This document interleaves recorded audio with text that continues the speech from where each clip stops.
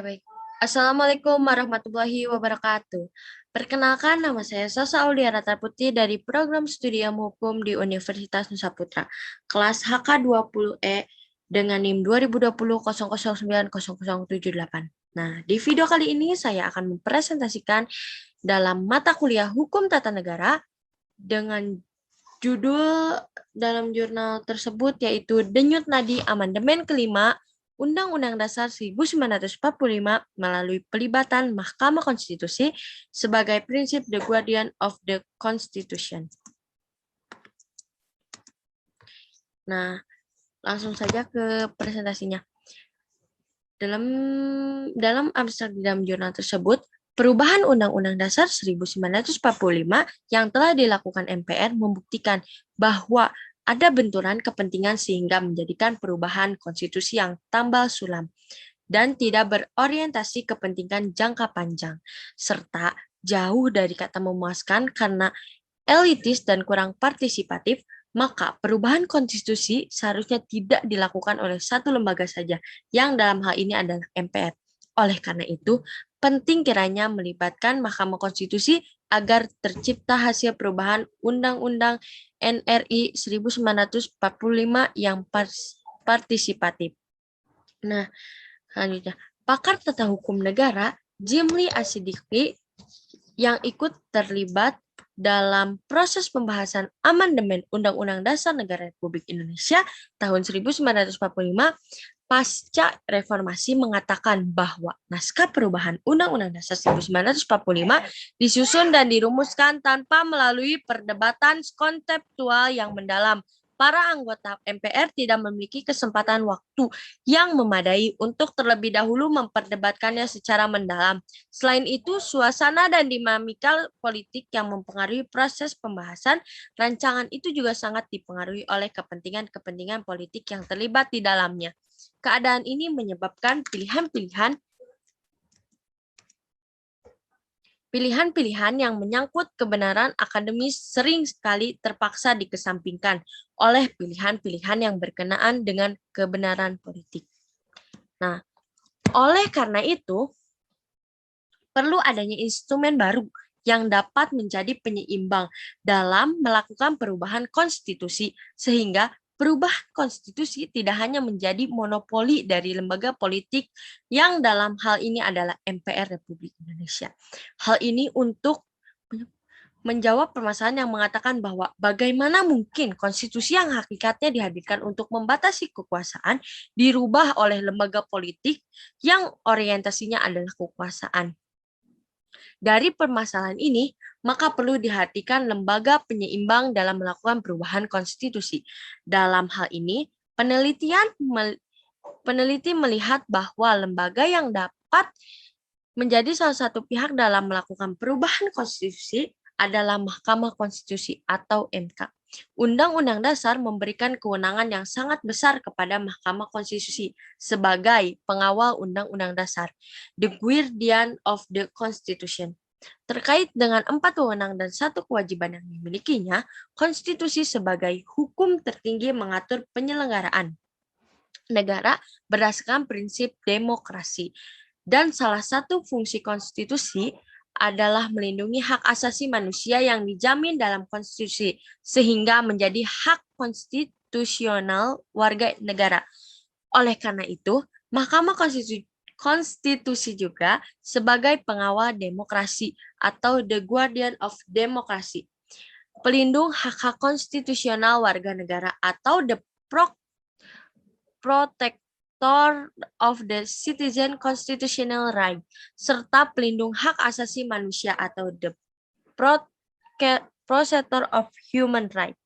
MK sudah selayaknya diberikan kewenangan terlibat sehingga salah satu pihak yang dapat merubah konstitusi untuk yang tetap menjaga wadah konstitusi atau Undang-Undang Dasar 1945 sebagai hukum dasar tertinggi Negara Kesatuan Republik Indonesia. Ini merupakan salah satu bentuk integrasi yang nyata dari perwujudan Mahkamah Konstitusi sebagai lembaga negara yang bertugas sebagai pengawal konstitusi atau the guardian of the Constitution. Pada dasarnya, pada saat perubahan itulah situasi dan kondisi perdebatan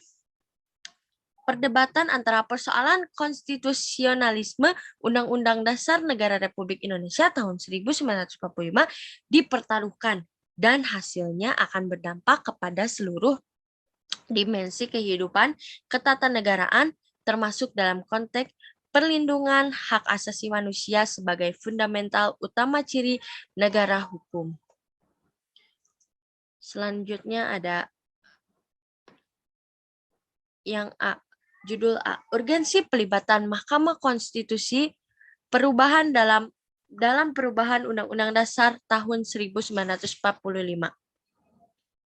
Salah satu hasil amandemen ketiga Undang-Undang Dasar 1945 adalah lahirnya pasal 24C ayat 1 yang menghadirkan lembaga baru bernama Mahkamah Konstitusi atau MK. MK secara konstitusional ditentukan memiliki 4 kewenangan, yaitu 1.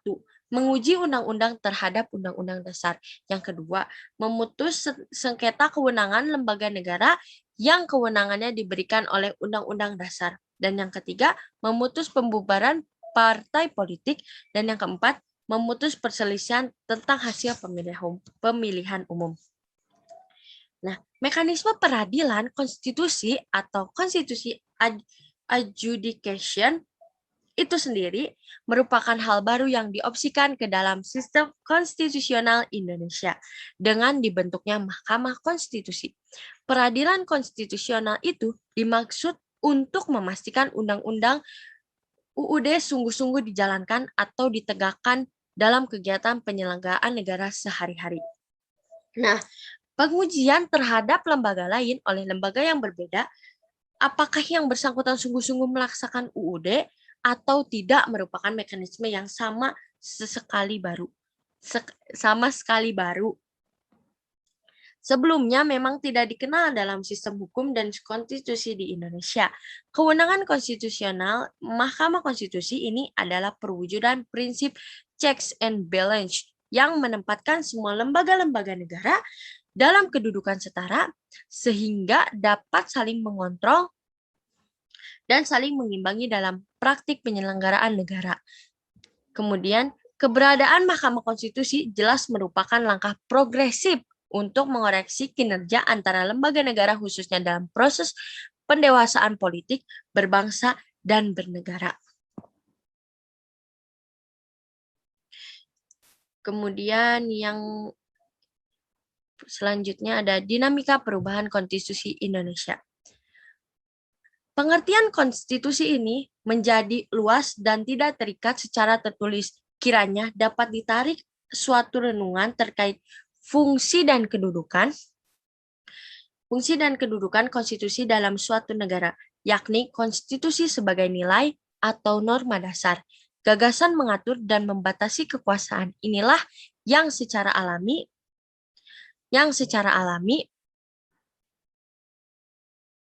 muncul karena adanya kebutuhan untuk merespon suatu perkembangan peran relatif kekuasaan umum dalam kehidupan umat manusia. Kemudian dikembangkan menjadi paham yang disebut konstitusionalisme. Nah, konstitusi itu sendiri adalah resultante dari keadaan politik, ekonomi, sosial, dan budaya. Ketika konstitusi itu dibuat, oleh sebab itu konstitusi menggambarkan kebutuhan dan jawaban atas persoalan yang dihadapi ketika itu. Mengingat masyarakat selalu berubah dan mengikuti tantangan yang selalu berubah pula, maka sebagai resultante polexosbud tertentu, konstitusi juga harus membuka kemungkinan untuk diubah. Hanya saja masa berlaku sebuah konstitusi harus lebih lama dan perubahannya harus lebih sulit dari perubahan UU biasa. Nah, menelusuri kembali jejak-jejak sejarah perjalanan konstitusi negara ini, maka kita akan menemukan suatu bukti yang konkret dari sebuah dinamisasi sistem ketatanegaraan demi mencari bentuk yang ideal bagi kehidupan berbangsa dan bernegara. Karena esensinya konstitusi itu merupakan konsepsi negara konsepsi negara yang menjadi dasar dan limitasi dari konstelasi sistem penyelenggaraan negara. Nah, suatu undang-undang dasar jika tidak lagi mencerminkan konstelasi politik atau tidak memenuhi harapan aspirasi rakyat, dapat dibatalkan dan diganti dengan undang-undang dasar baru. Nah, misalnya seperti di Perancis itu sudah dibebaskan dari pendudukan tentara Jerman, dianggap perlu mengadakan undang-undang dasar baru yang menciptakan lahirnya Perancis baru. Nah, itu contohnya dari perubahan konstitusi. Nah, yang B ada kelemahan hasil amandemen Undang-Undang Dasar Negara Republik Indonesia tahun 1945. Nah, hasil perubahan Undang-Undang Dasar Negara Republik Indonesia tahun 1945 mulai dari perubahan pertama sampai dengan perubahan keempat belum cukup memadai dilihat dari kepentingan dari aspirasi rakyat. Maka akan menguraikan kelemahan dan ketidaksempurnaan Undang-Undang Dasar 1945 pasca amandemen. Yang A. Kelemahan perubahan Undang-Undang Dasar 1945 dari segi proses. Yang pertama, tidak membuat kerangka dasar perubahan dan konten draft. MPR dalam membahas dan memutuskan perubahan Undang-Undang Dasar 1945 tidak membuat dan memiliki konten draft konstitusi secara utuh sebagai langkah awal yang menjadi dasar perubahan atau preliminary yang dapat ditawarkan kepada publik untuk dibahas dan diperdebatkan.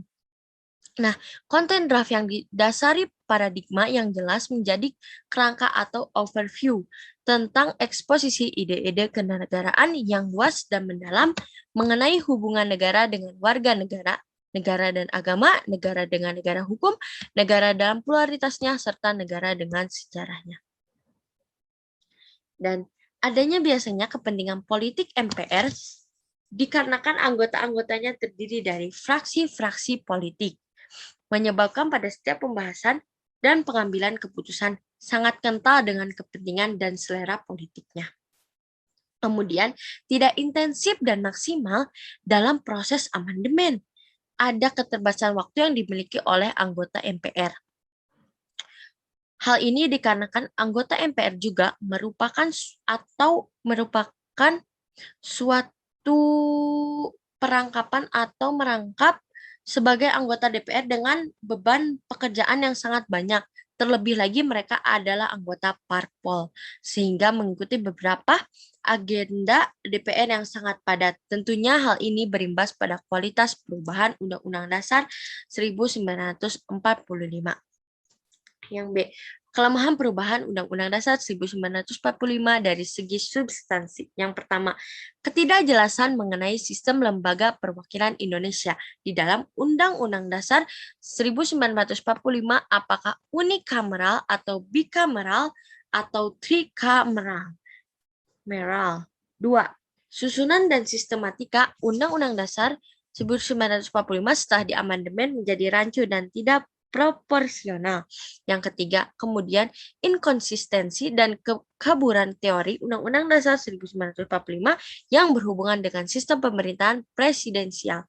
Yang keempat, masalah penyebutan terkait dengan perubahan atau amandemen Undang-Undang 1945 yang berarti mengubah pasal-pasal tertentu tanpa mengubah teks asli, tetapi memberi tambahan terhadap pasal-pasal yang sudah ada. Yang kelima, masalah inkonsistensi yang menyangkut bagian mana dari UUD 1945 pasca amandemen yang tidak dapat diubah atau dapat diubah dengan persyaratan tertentu.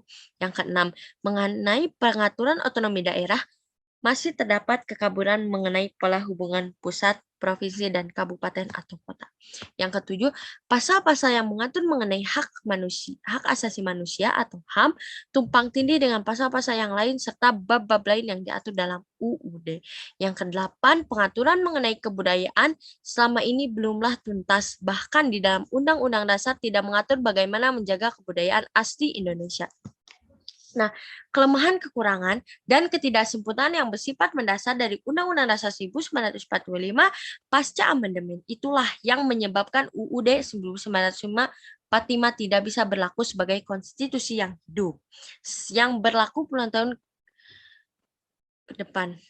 Nah, di samping kepentingan politik, fraksi-fraksi di MPR ini ditambah beberapa faktor seperti minimnya pengalaman anggota MPR, juga akibat tidak adanya kerangka atau acuan naskah akademik yang dipersiapkan dengan matang oleh suatu komisi konstitusi independen yang terdiri dari para ahli konstitusi dan ahli-ahli lainnya serta wakil-wakil dari daerah. Nah, yang eksistensi MPR sebagai lembaga politik. Keberadaan MPR ini tidak terlepas dari teori kedaulatan rakyat yang menjadi pilihan bangsa Indonesia merdeka dalam sidang kedua. Apabila lihat dari aspek filosofis pembentukan MPR, maka dapat dilihat bahwa sesungguhnya desain awal MPR adalah sebagai lembaga politik yang mempresentasikan kekuasaan rakyat sebagai pemegang kedaulatan. Nah, oleh karena itu, keberadaan MPR sebagai lembaga politik yang secara konstitusional adalah lembaga yang melaksanakan perubahan terhadap Undang-Undang Negara Republik Indonesia 1945, sidang kedua BPUPKI dilaksanakan tanggal 11 Juli 1945 bertempatan di gedung Tio Sangin, sekarang Kementerian Luar Negeri, yang diketuai oleh Dr. KRT Rajiman Wedyo Diningrat dengan agenda persiapan penyusunan rancangan Undang-Undang Dasar dan pembentukan panitia perancang Undang-Undang Dasar. Kemudian selanjutnya ada perwujudan MK sebagai the guardian of Constitution. Nah, Konstitusi Indonesia telah mengatur bahwa Indonesia merupakan negara hukum. Hal tersebut tercantum dalam Konstitusi Pasal 1 Ayat 3 Undang-Undang Negara Republik Indonesia tahun 1945. Sebagai negara hukum, di Indonesia hukum mempunyai peranan yang sangat mendasar bagi kehidupan bangsa dan negara. Hal ini bermakna bahwa hukum harus menampilkan perannya sebagai titik sentral dalam seluruh kehidupan orang perorangan maupun kehidupan berbangsa dan bernegara. Nah, oleh karena itu, maka ada kekhawatiran apabila kemudian MPR yang notabene sebagai lembaga politik yang orientasinya adalah kekuasaan merubah UUD NRI 1945 yang notabene sebagai alat pembatasan kekuasaan. Kemudian ada yang penguatan check and balance system, reformasi dan penyempurnaan sistem hukum, serta konstitusi merupakan prasyarat untuk membangun negara demokrasi konstitusional atau konstitusional democratic state di Indonesia. Sistem ketatanegaraan di Indonesia setelah perubahan UUD 1945 menganut prinsip checks and balance. Prinsip ini dinyatakan secara tegas oleh MPR sebagai salah satu tujuan perubahan Undang-Undang 1945, yaitu menyempurnakan aturan dasar penyelenggaraan negara secara demokratis dan modern melalui pembagian kekuasaan, sistem saling mengawasi dan saling mengimbangi atau checks and balance yang lebih ketat dan transparan. Joshua Satria Collins dan Pan Muhammad Faiz mengutip penambahan kewenangan constitutional question di Mahkamah Konstitusi sebagai upaya untuk melindungi hak-hak konstitusional negara. Yang B ada prospektif pelibatan Mahkamah Konstitusi dalam perubahan Undang-Undang Dasar Negara Republik Indonesia tahun 1945. Nah, sejak perubahan ketiga UUD 1945, telah lahir lembaga baru yang menjalankan fungsi kekuasaan kehakiman di luar Mahkamah Agung, yakni Mahkamah Konstitusi. Dengan melihat konstruksi yang digambarkan dalam konstitusi dan diterima secara universal, terutama di negara-negara yang telah mengadopsi lembaga Mahkamah Konstitusi dalam sistem ketatanegaraan mereka, Mahkamah Konstitusi merupakan fungsi untuk mengawal atau to guard konstitusi agar dilaksanakan dan dihormati baik penyelenggara kekuasaan negara maupun warga negara. Mahkamah Konstitusi juga menjadi penafsir akhir konstitusi. Kemudian ada MPR wajib menyusun mekanisme perubahan yang didasarkan pada political goodwill perubahan UUD 1945. Itikat baik atau political goodwill dari MPR dalam melakukan perubahan terhadap Undang-Undang Dasar NRI 1945 menjadi suatu keharusan bagi terlaksana dan terciptanya mekanisme perubahan konstitusi yang konstruksif. Dengan demikian, maka melibatkan Mahkamah Konstitusi dalam perubahan UUD NRI 1945 merupakan salah satu itikat baik dari MPR melalui mekanisme perubahan konstitusi yang berkeadilan dan terciptanya mekanisme checks and balance. Dan yang B ada pelibatan Mahkamah Konstitusi melalui mekanisme sertifikasi konstitusi tanpa menafikan peran MPR. Nah, kegagalan demi kegagalan badan atau komisi yang mendapatkan mandat untuk menyiapkan perubahan konstitusi yang dialami oleh Indonesia menjadi pelajaran yang sangat berharga bagi perjalanan ketatanegaraan Indonesia. Untuk itu, perlu untuk melakukan komparasi dengan beberapa negara mengenai model perubahan konstitusi yang dipraktekkan oleh negara-negara lain yang bisa dijadikan acuan dalam melakukan perubahan ulang Undang-Undang 1945. Nah, pengalaman ketatanegaraan Indonesia inilah yang menunjukkan bahwa banyaknya penyimpangan kekuasaan pada masa lalu secara yuridis disebabkan oleh besarnya kekuasaan presiden yang diberikan oleh UUD 1945 sebelum amandemen. Nah, sesuai ketentuan Undang-Undang Dasar 1945, presiden memiliki kekuasaan yang sangat luas. Di samping kekuasaan, presiden juga memiliki kekuasaan di bidang legislatif dan yudikatif. Analisis ketatanegaraan menunjukkan bahwa UUD 1945 membawa sifat eksekutif heavy, artinya memberikan bobot kekuasaan yang lebih besar kepada lembaga eksekutif, yaitu presiden. Oleh karena itu, untuk membangun keseimbangan politik hukum perubahan Undang-Undang Negara Republik Indonesia 1945, maka penting kiranya ada lembaga yang dapat menyeimbangi adanya kepentingan politik yang besar dari MPR sebagai lembaga politik, dan lembaga yang dimaksud oleh peneliti adalah Mahkamah Konstitusi sebagai lembaga yang mempresentasikan kedaulatan hukum sebagai penguatan prinsip negara hukum. Nah, sejak kehadirannya lah ekspektasi masyarakat sangat tinggi terhadap Mahkamah Konstitusi, khususnya dalam pengujian undang-undang terhadap Undang-Undang Dasar 1945. Berbagai putusan progresif juga sudah ditorehkan. Nah, dalam sejarah ketatanegaraan Indonesia melalui Mahkamah Konstitusi. Selain itu, sebagai pengawal konstitusi atau the guardian of the constitution, Mahkamah Konstitusi juga berfungsi sebagai penafsir konstitusi. Kemudian yang terakhir ada urgensi pelibatan Mahkamah Konstitusi dalam perubahan Undang-Undang Dasar didasarkan pada beberapa hal. Antara lain yang pertama itu terdapat banyak kelemahan dalam amandemen pertama sampai dengan amandemen keempat. Dan yang kedua, eksistensi MPR sebagai lembaga politik. Dan yang ketiga ada pelaksanaan prinsip check and balance sistem. Dan yang keempat ada perwujudan MK sebagai the guardian of constitution. Oke, baik. Terima kasih. Mungkin cukup sekian sedikit pemaparan materi tentang jurnal tersebut di dalam mata kuliah Hukum Tata Negara. Mohon maaf bila ada kesalahan. Wabillahi taufiq wal hidayah. Wassalamualaikum warahmatullahi wabarakatuh.